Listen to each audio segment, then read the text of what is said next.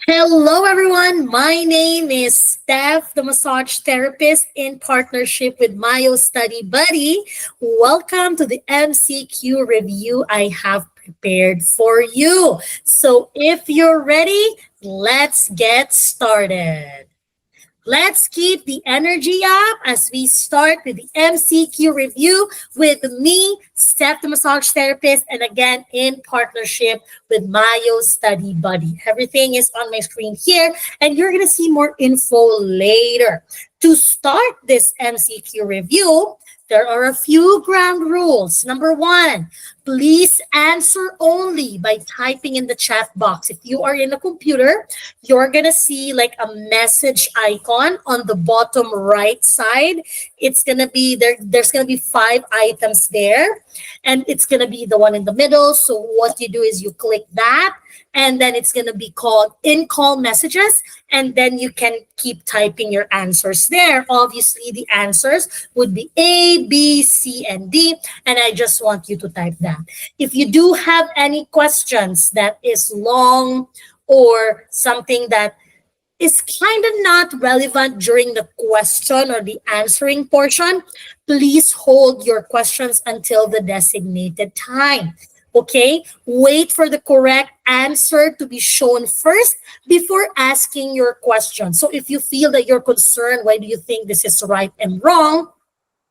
Wait until the right answer is provided. Okay, let me put it with let me explain to you too that this is a review session. Many possible interpretations, meanings, and learning styles, learning methods, knowledge are going to be in place in this type of review, but our point is to figure out one answer and why it makes sense and potential questions that may come up. Okay, take that. That's a little bit of disclaimer for you. This is just to practice. Okay, you can ask your question by raising your hand, not like this, not just like this, but by using the Google Meet functions or by typing it in the chat box. If you are on the computer right now, you're gonna see some emojis. You know, there's gonna be an emoji section there. From the middle, it's gonna be the third one going to the right side. It's like a hand up, a hand icon. So for you to raise your hand, it's gonna be a hand icon. I want you to click on that, and then it would show. You would hear clink something, and then it means your hand will be up. And I would see the order of people who wants to ask questions because for order, I would want to use it. Okay? And the purpose of this exam review, I don't want you to have any other meanings for this, okay? Again, this review is to help you recall key topics and provide tips on how to retain information for upcoming exams. Like what I said earlier, you learn differently, I learn differently, but to my tomato kind of thing, as long as we meet halfway and we figure out the most common answer, the most majority answer of the resource available, whatever you're comfortable with, that's what we are going to follow. If you do think that I made a mistake or I said something wrong during the exam review, please forgive me in advance. I mean, I'm not perfect, just pretty. Now I'm making jokes, but if I said something wrong that needs to be corrected, please email me right away or I will comment it on the video below. Okay? And again, question formats will be included.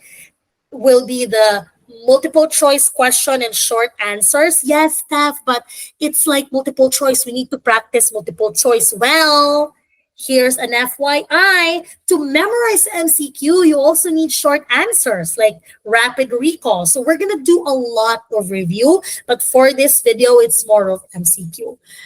Again, the purpose of this is to help you remember. Okay, the goals of this session is to encourage you with deeper learning beyond just MCQ.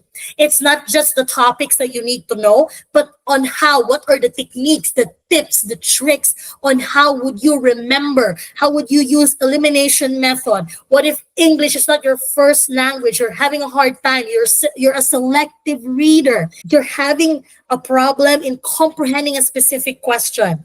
That's what this exam review is for. Okay, to help you organize your thoughts and support your review process. I'm going to say this. If you are here because you think that the questions I give you is the exact thing that's coming out, well, it's not going to be like that, but it's going to be something similar. Like what I said on my previous podcast, if you haven't listened to it, listen to it. But every standardized exam has a format, and every format has a way of procedure, steps, and it's not going to change. What I'm trying to do here, what we're trying to do here is to give you questions, give you the knowledge, give you the tips so that when you study on your own, you are prepared. It's not about the questions. You can study all you want, but if you don't know how to answer, you don't get the concept, you don't know how to read your question, you don't know how to eliminate the obvious and non-obvious answer, it will be a problem. So this is a review for you to check your weaknesses and work on it because you are the only one that you have in the exam. Okay? That's the main purpose of this one. But rest assured that all of the content that we're going to use is based on the exam outlines and the officially listed resource from the Prometric book resource. If you are from another province, so on and so forth, the only thing that's not going to be applicable for you for this one is probably the law and ethics, but it's probably very similar. But it's nothing hurts, like it's not going to hurt if you try. Right? We followed for every session. It's not going to be 150 questions, but we mimic the number of questions for law and ethics. We mimic the number for clinical science, so on and so forth. So we're trying to mimic everything. Again, the purpose of this is for you to figure out your weaknesses so you know how to troubleshoot during the exam. You know how to study better. These practice questions are just questions. You can buy multiple of them. But it's the support, it's figuring out methods on how to ace this exam. Okay? So if you're ready, let's get started. So for this one, we are going to do a 30-second timer. I'm going to remind you for the 15 seconds and the 5 seconds timer. Then I will give you the result. I would read the question for you, but you read the next. Are you ready? Are you ready? If you are, let's go. First question. What is the most appropriate response when a client refuses to remove their clothing for a low back massage? Again, what is the most appropriate response when a client refuses to remove their clothing for a low back massage? It's 11 seconds left. 5, 4, 3, 2, and 1. Time's up. Correct answer is letter C. Offer to modify the treatment while ensuring informed consent. Why are the others wrong? A, it's because you cannot just proceed with any treatment without a new agreement because your initial agreement is basically voided. It's not the one you talked about. There's a change. So that's why letter A is not going to be an option. Explain that treatment cannot continue without removal of the clothing. Remember, if they don't like it, you can't do it. Not in that literal sense, but if they are not comfortable in removing clothing, it is your responsibility as a massage therapist to figure it out on what techniques, okay? On how and what techniques, again, okay? How are you going to treat it and what techniques are you going to do so you will be massaging them on top of the clothing or on top of the sheet. That's why this is also wrong. Letter D, ask the client to leave and reschedule when they are ready. Why are you kicking them out? That's not the point of this one. You have to just ask them, okay, client, since you kind of don't want to remove the clothing, I mean, skin to skin contact might be better for this one, but we can treat above the clothing. Would you be okay with that? If they consent, then great. If they want to leave, then sure, you can do letter D, but this is not what the best answer. Remember, MCQ is about picking the best answer. Okay, it's not about, oh, this seems to be correct. No, if it's partially correct, that's not the right answer. So the correct answer would be letter C, as per the results. Okay, now let's go to our next question. Next question. Which documentation best reflects appropriate record keeping after treatment? Which documentation best reflects appropriate record keeping after treatment? 15 seconds.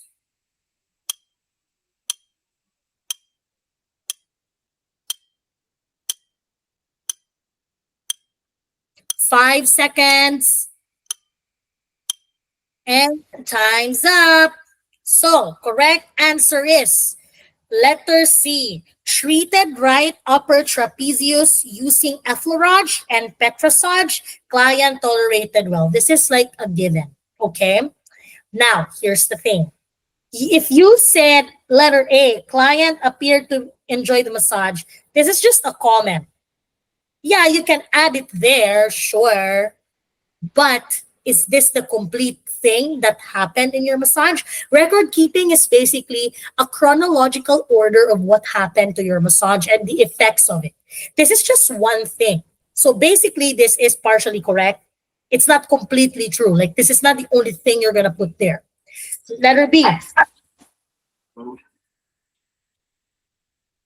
Letter B. 60-minute full body massage given. Okay, yeah, I understand. But the question is, what technique is done? What are the techniques that you have done? And how did you do the massage? Like, it's the what and how. Like, yeah, you gave a full massage, but what happened? Again, it's a chronological order, not necessarily, but it's what happened. It doesn't really, yeah, that happened. You massage them for 60 minutes, but what did you do? So that's not good. Letter D, all techniques were performed with consent. I mean, you are trained. You should know that you have to ask consent, but it doesn't mean that, okay, I'm going to spread the oil. I'm going to do effleurage. Can I have consent? I'm going to do petrosage on your upper back. Can I have consent? That's how I would see this. So definitely this is wrong. Out of the choices, this one would be the correct answer. Okay? Next question. I hope you are on fire. Question number 3. A client reveals that they are involved in a legal case. What should the RMT do? A client reveals that they are involved in a legal case. What should the RMT do? 15 seconds left. This is the time you put your answers in. 5, 4, 3, 2, and 1. And time's up.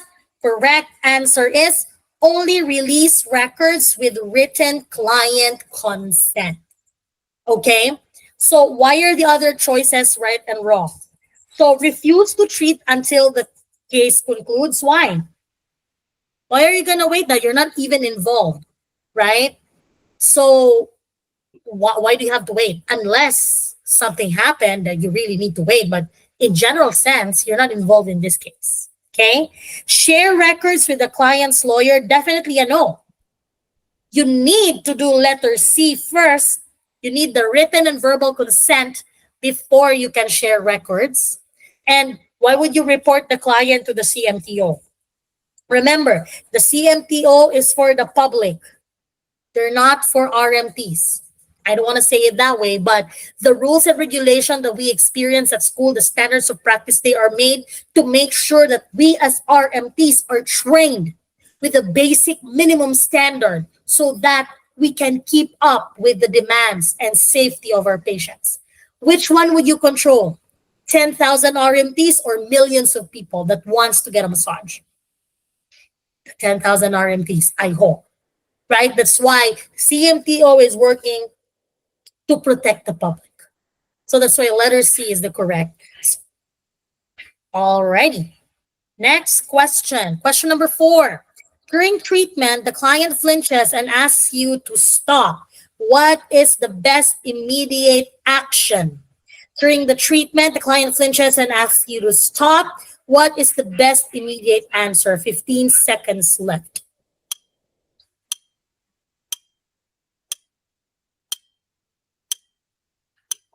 5, 4, 3, 2, and 1. And correct answer is B.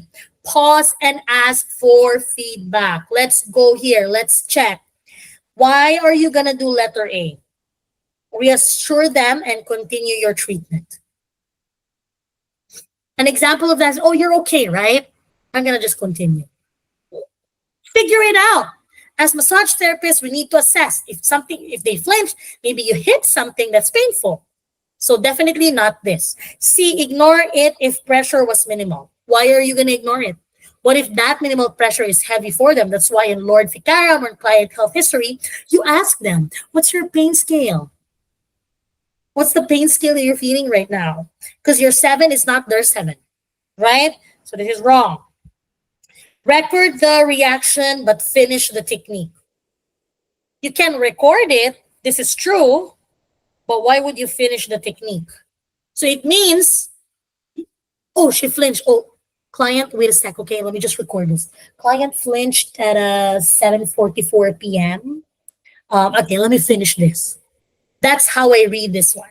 And it doesn't really make sense. Like, why would you finish the technique? If you finish the massage, it's a different story. But it's still wrong if you wait until the massage is done before you ask. So this is wrong. This one is the correct answer. Pause.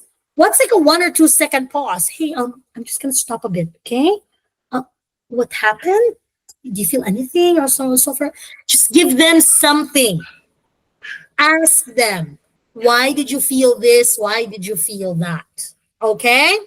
That's why the answer is letter B.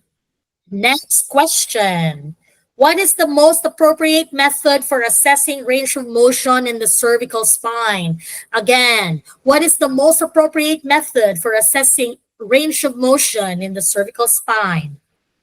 15 seconds left.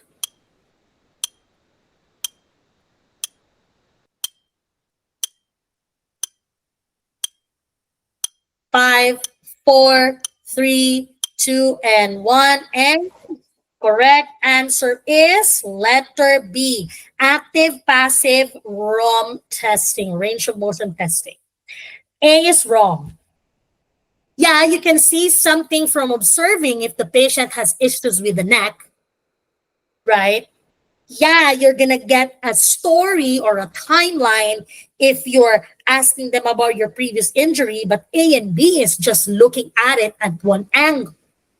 You're just looking at it. You're not testing anything, right? And D, muscle strength testing.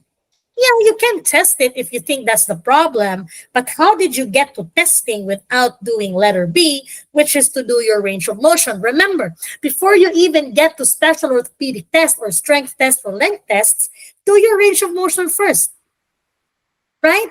Before you even go to specific testing, do your range of motion first. It would give you an idea if the problem is muscle, tendon, sprains, or just the strength in general. That's why letter B is the correct answer. How are you guys feeling? I hope you're still okay. Let's go with the next question. Question number 6, what finding would be most expected in a client with tension headaches? What finding would be most expected in a client with tension headaches? 15 seconds.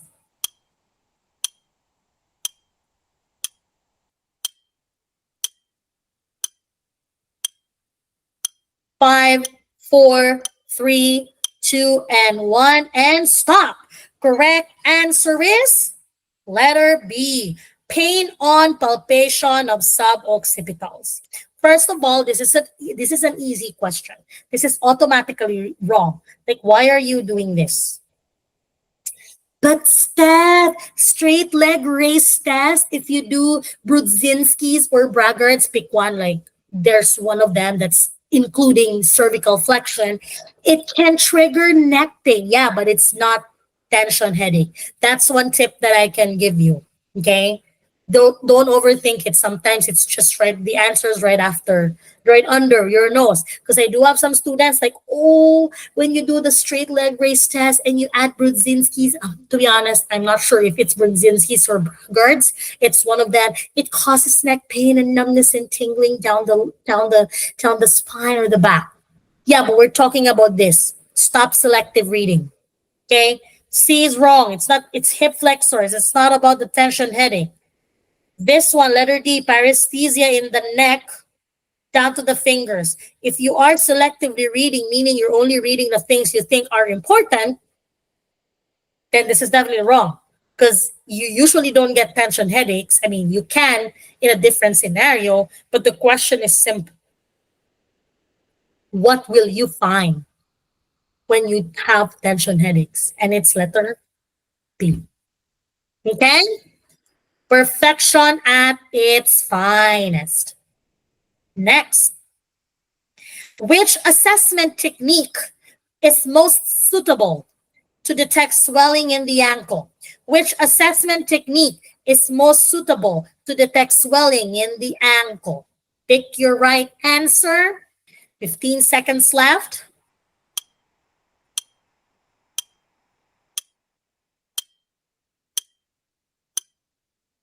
4, 3, 2, and 1, and stop.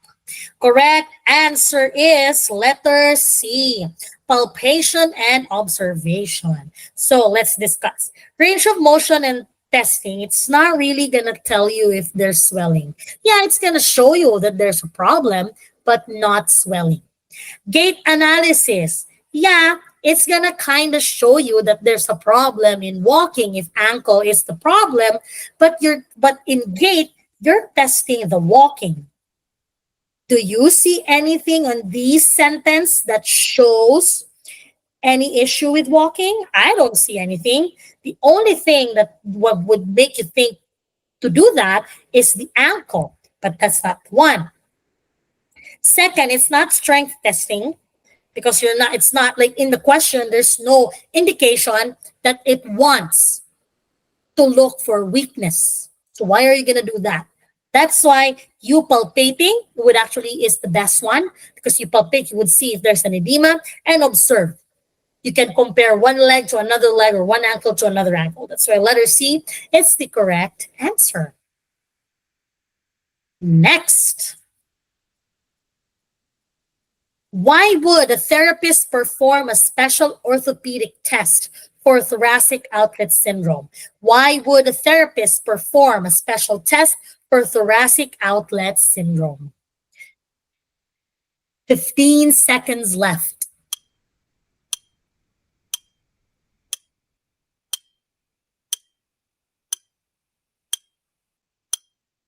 5, 4, 3, 2, and 1, and stop. Correct answer is letter B. Why? A is not correct because it assesses anterior shoulder instability. Thoracic outlet syndrome, what you can do in this type of questions is if you're unsure, is you try to define, like, okay, thoracic outlet syndrome. What is it? What is it about thoracic outlet syndrome? So around my neck, there's impingement. So is instability impingement? Try to make it make sense. It's not, so it's not included. B, to identify nerve impingement. Okay, this is close enough because thoracic outlet syndrome is kind of related to nerve impingement. I'll go back to that. To see brachial plexus impingement in the ribs. This is going to become tricky because brachial plexus is basically nerve and it's impingement too, but it's in the ribs. It's in the ribs, right? And D, to confirm carpal tunnel, yeah, The median nerve, which serves at the like, and which covers or innervates in the carpal tunnel, is kind of in the brachial plexus, but the compression is not in the neck, it's in my arm. So definitely it's not that. So now I'm eliminating options. Now I have to eliminate between B and C. So both of them are nerve impingement, but it says ribs. It says ribs. But also in thoracic outlet syndrome, ribs, costoclavicular. So ribs are included, but in here it's just the scaling. So which one is more correct? In letter C, it's brachial plexus impingement, but it doesn't say the clavicle because in TOS, the clavicle and the ribs has to impinge the nerve. So it's probably not C, but it's probably B because in scalenes, that's one of the things that's majoring in compressing a nerve. So which one is the best answer? Again, thoracic outlet syndrome is compressed in the costoclavicular and the scalenes and pec minor. I only see the ribs here. Meanwhile, it's scalenes in here. And so which one is which? You know what I'm going to use? I'm going to use letters B as the correct answer because it's talking about the scalenes. And the ribs is missing its partner, which is the clavicle. So this might be correct in some sense, but for the impingement to happen, we need the clavicle because it is impinged there. Costoclavicular syndrome. That's the other name. There's no clavicle in letter C. There's no hint of clavicle there. That's why it's not the correct answer. That, my folks, is how you do an elimination method, one way of elimination method. Try to get the keywords from the question and make it, define it, right? That's why short answered questions are nice. You have to define it like, okay, oh my God, thoracic outlet syndrome. What do I know about that? Okay, it's not instability, so definitely not A. Definitely not D. Yeah, median nerve is technically can be in brachial plexus, but it's too far. So definitely not that. So you saw the method of how I tried to connect the choices to the keywords I found on this question. It's one way of doing elimination method. Make it make sense. Connect things together because you can only pick one best answer. It's not letter C because technically it has to be compressed with the clavicle and the ribs, right? I've never seen a resource saying it's only the ribs unless I'm wrong.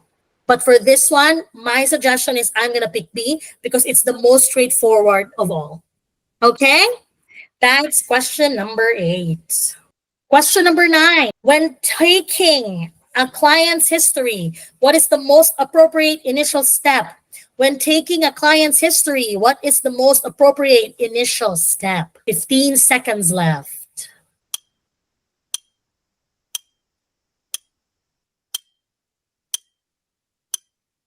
Okay. 5, 4, 3, 2, and 1. Correct answer will be letter C. A, yeah, you can ask them about the recent treatment outcomes. It's also in the form, but is this really the first thing you ask? Maybe not. Record current medications. Yeah, it's already in the filled out form. That's why you're reviewing it. So, I mean, it is important, but is this relevant to your your primary concern? Maybe not. Identify chief complaint and onset? Sure, because now you can try to see if this one and this one are connected to the chief complaint. And D is wrong. Why would you begin a postural assessment if it's not really the time yet? How did you choose that assessment without asking the appropriate questions? That's why it is letter C. Next question. During a treatment, a client becomes dizzy. What is the best immediate action? During a treatment, a client becomes dizzy. What is the best immediate action? 15 seconds left.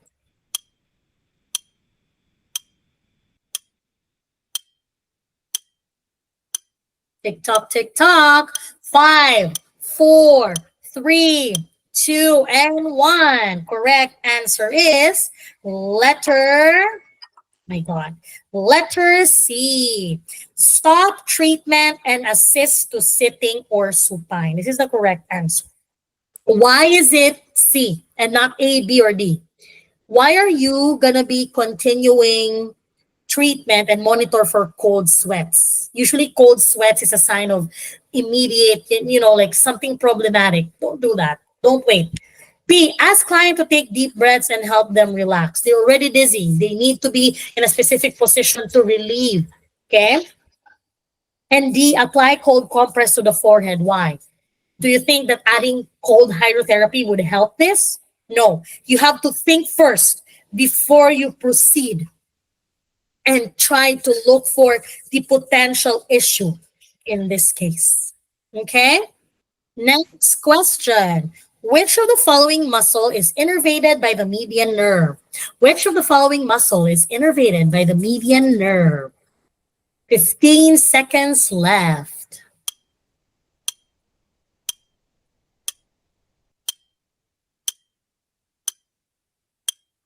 5, 4, 3, 2, and 1, and stop. Correct answer is letter C, pronator teres. So flexor carpi ulnaris, it's not. Biceps brachii, it's not. Triceps, definitely not. That's why it's letter C. And actually, the condition pronator teres syndrome is coming in here because if there's an issue with the median nerve, you usually see the compression either on the carpal tunnel or in the pronator teres. So that's why it's a common muscle to get injured for the median nerve. Last question. A client on blood thinners presents for treatment. What is a key consideration? A client on blood thinners presents for treatment. What is a key consideration? 15 seconds left. Tick tock, tick tock. 5, 4, 3, 2, 1. The correct answer is letter D. Use lighter techniques to reduce bruising risk. So, on pharmacology, remember that blood thinners is basically one of the side effects is bruising. So if your patient has a medication that's a blood thinner, then you need to tell them that you need to modify the pressure because it would bruise. So that's why C is the correct answer. Avoid hydrotherapy. Why? Unless there's a specific reason for it, right? Use heat to increase circulation and lymphatic. It's basically like letter B in an expanded form. And use lighter techniques sorry, I'm wrong. I'm gonna redo it. Sorry, this letter C is also, what do you call this? Letter C is also wrong because you cannot use deeper techniques. What's happening with me? It's late at night already. See, this is what I'm saying. I'm not perfect. That's why if you can correct me and or as early as you can, correct me. So it's D, using lighter techniques because that's how you would reduce. It's not remove, reduce. They might still bruise, so you need to tell them because you're on blood thinners. You might still bruise, but I'm going to use lighter techniques so that it would reduce the risk of bruising. This is why it is correct. Alrighty. Thank you very much. And see you again next time. And remember, you can do this. Okay? Please do not forget to like, comment, share, and subscribe this highlighted video I gave you. You can always connect us on Instagram, YouTube, website, and email. On my website, I'm going to start posting the dates and where you can book the what do you call this? The appointments. I actually forgot here the website. I mean, you can find it up here. The Get Mayo Study Buddy dot com, right, to get the courses and to book an appointment. Okay, I'm gonna show you. So to get into the site, go to get Mayo Study Buddy dot com, and you are gonna go into our website. Everything that we offer is gonna be here. What about us? What do we offer? If you click that, it would lead you to the right area. If you want a tutoring session one-on-one, it's gonna be there. There's a booking for that. If you want online exam prep, which is similar to what I have shown you, what I highlighted for today's video, this is what you're gonna see. You can just book. This is one-on-one that I'm showing right now, and on in-person exam prep that's upcoming. So you have to cover for that. Again, our tutoring and exam prep is basically one-on-one, because this is an example. It's something similar, but on the one-on-one, I would really hyper focus, not just hyper, but focus on the things you're weak at and create questions and prompts to make sure that you avoid selective reading and the bad habits that you have in taking the exam would be met. The questions are going to be more personalized based on your timeline. So if you have an exam in the coming 3 weeks, I'm going to make that scheduling based on your timeline, based on the things that you've studied. So that's why it's one-on-one. We have the live review sessions. This is the sample that I have shown you. So it starts at August 2. It's already booked. That's why it's off the schedule. So you can just click now and it would go here on live MCQ prep. So it's something similar to this. And as you notice, the questions are a bit on the application, like the easy methods of Bloom's taxonomy, which is the level of thinking when you're doing this kinds of exam. And for this one, I would say that it's just to help you recall stuff, but it's still not a bad idea to go. There's a fee of $9.99. The reason is it covers all the time and the effort of our educational team to actually find questions and make fresh questions every single time. That's why we put it in that amount. It's not beyond that. Even our live one-on-one, we try to make it as affordable as possible, so you're not thinking about the cost. Okay? And again, we're going to do an OSCE and FAQ live review session first with our other partners as well. And then we're also going to offer continuing education courses soon, like hot stone cupping and live business courses as well. So wait for that. Alrighty. So I hope you have learned something from this highlighted session of one of the MCQ review sessions that's going to happen in August. It happens every Sunday at 5. All you need to do is book the appointment and follow the instructions there. Again, we try to make it as cheap as we can. It's going to be for 90 minutes. We're going to go through a lot of questions, a lot of tips. But then again, if you want more personalized, more assessment of what your strengths are, weaknesses are, maybe the one-on-one. I really don't want to make it like I'm trying to sell you or something. I just want to introduce this new course to you. So hopefully you would like this. Okay, and I'm gonna post some highlights soon. Take care and see you soon. Bye-bye.